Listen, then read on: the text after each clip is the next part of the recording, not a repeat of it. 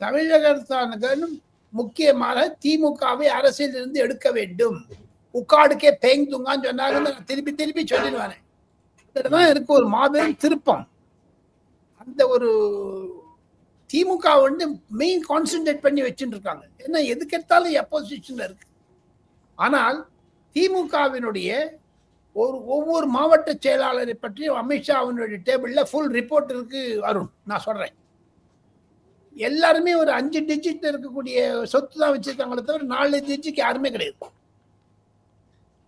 எல்லாம் 10,000 கோடிக்கு மேல. அந்த லிஸ்டை அவுத்து விட்டாருன்னா தெரியும் உங்களுக்கு. அதுதான் உங்களுக்கு பிடிக்காது.